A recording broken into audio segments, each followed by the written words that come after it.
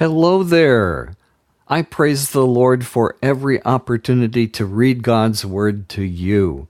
Today is day number 101, where we read Deuteronomy 17 and 18, Psalm 58, and our first reading in Acts 13. Turning to Deuteronomy 17, in yesterday's reading we heard about the release of debts and slaves in the Jubilee Year, also called the Year of Restoration, and a reminder about 100% participation for the males in 3 festivals. Deuteronomy 17. Do not sacrifice to the Lord your God cattle or sheep that have any defects. The Lord hates this. Suppose you hear that in one of your towns some men or women have sinned against the Lord and broken his covenant by worshiping and serving other gods, or the sun, or the moon, or the stars, contrary to the Lord's command. If you hear such a report, then investigate it thoroughly. If it is true that this evil thing has happened in Israel, then take them outside the town and stone them to death. However, they may be put to death only if 2 or more witnesses testify against them. They are not to be put to death if there is only 1 witness. The witnesses are to throw the first stones, and then the rest of the people are to stone them. In this way you will get rid of this evil. It may be that some cases will be too difficult for the local judges to decide, such as certain cases of property rights or of bodily injury, or those cases that involve a distinction between murder and manslaughter. When this happens, go to the one place of worship chosen by the Lord your God, and present your case to the levitical priests and to the judge who is in office at the time, and let them decide the case. They will give their decision, and you are to do exactly as they tell you. Accept their verdict and follow their instructions in every detail.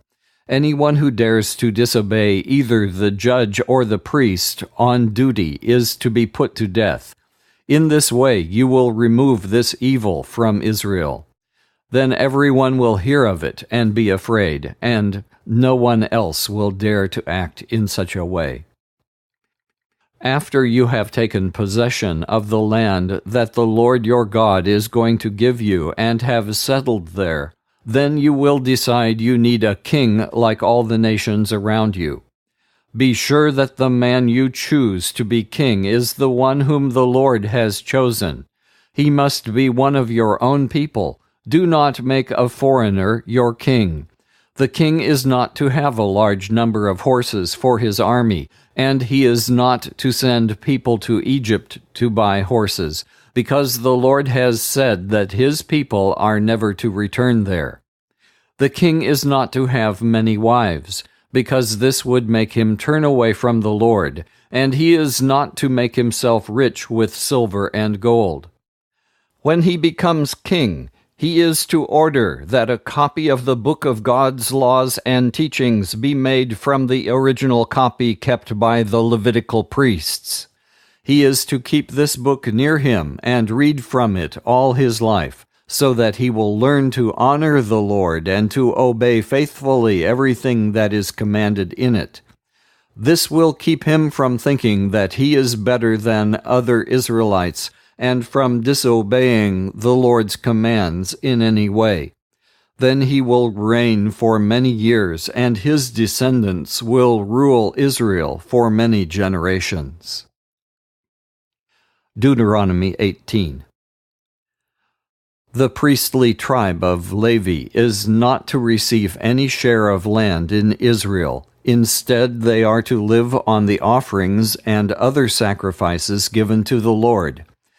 They are to own no land, as the other tribes do. Their share is the privilege of being the Lord's priests, as the Lord has promised. Whenever cattle or sheep are sacrificed, the priests are to be given the shoulder, the jaw, and the stomach. They are to receive the first share of the grain, wine, olive oil, and wool. The Lord chose from all your tribes the tribe of Levi to serve him as priests forever. Any Levite who wants to may come from any town in Israel to the one place of worship and may serve there as a priest of the Lord his God, like the other Levites who are serving there. He may eat his share of the sacrifices and offerings, even if he has a private source of income. When you come into the land that the Lord your God is giving you, don't follow the disgusting practices of the nations that are there. Don't sacrifice your children in the fires on your altars, and don't let your people practice divination, or look for omens, or use spells or charms, and don't let them consult the spirits of the dead. The Lord your God hates people who do these disgusting things, and that is why he is driving those nations out of the land as you advance. Be completely faithful to the Lord. Then Moses said, In the land you are about to occupy, people follow the advice of those who practice divination and look for omens. But the Lord your God does not allow you to do this. Instead, he will send you a prophet like me from among your own people, and you are to obey him. On the day that you were gathered at Mount Sinai, you begged not to hear the Lord speak again or to see his fiery presence any more, because you were afraid you would die. So the Lord said to me, They have made a wise request. I will send them a prophet like you from among their own people. I will tell him what to say, and he will tell the people everything I command. He will speak in my name, and I will punish anyone who refuses to obey him. But if any prophet dares speak a message in my name when I did not command him to do so, he must die for it, and so must any prophet who speaks in the name of other gods. You may wonder how you can tell when a prophet's message does not come from the Lord. If a prophet speaks in the name of the Lord and what he says does not come true, then it is not the Lord's message. That prophet has spoken on his own authority, and you are not to fear him. And now let's turn to Psalm 58. This poem celebrates that God will indeed give justice to his people, even though many times it seems to us that there is no justice on earth. The Hebrew title is a Psalm by David. Psalm 58. Do you rulers ever give a just decision? Do you judge everyone fairly? No! You think only of the evil you can do and commit crimes of violence in the land. Evildoers go wrong all their lives. They tell lies from the day they are born. They are full of poison like snakes. They stop up their ears like a deaf cobra, which does not hear the voice of the snake charmer or the chant of the clever magician. Break the teeth of these fierce lions, O God. May they disappear like water draining away. May they be crushed like weeds on a path. May they be like snails that dissolve into slime. May they be like a baby born dead that never sees the light. Before they know it, they are cut down like weeds. In your fierce anger, O God, you will blow them away while they are still living. The righteous will be glad when they see sinners punished. They will wade through the blood of the wicked.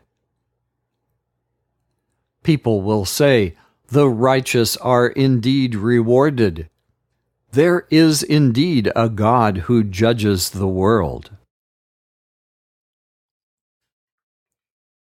And now let's turn for the first time to Acts 13. In yesterday's reading, we heard how Herod decided to go after the top apostles, killing James. But Peter escaped. As a result, 16 soldiers died. Then Herod himself met his richly deserved end. Acts 13. In the church at Antioch there were some prophets and teachers: Barnabas, Simeon, called the Black, Lucius from Cyrene, Manaen, who had been brought up with Governor Herod, and Saul. While they were serving the Lord and fasting, the Holy Spirit said to them, "Set apart for me Barnabas and Saul, to do the work to which I have called them." They fasted and prayed, placed their hands on them, and sent them off. Having been sent by the Holy Spirit, Barnabas and Saul went to Seleucia and sailed from there to the island of Cyprus.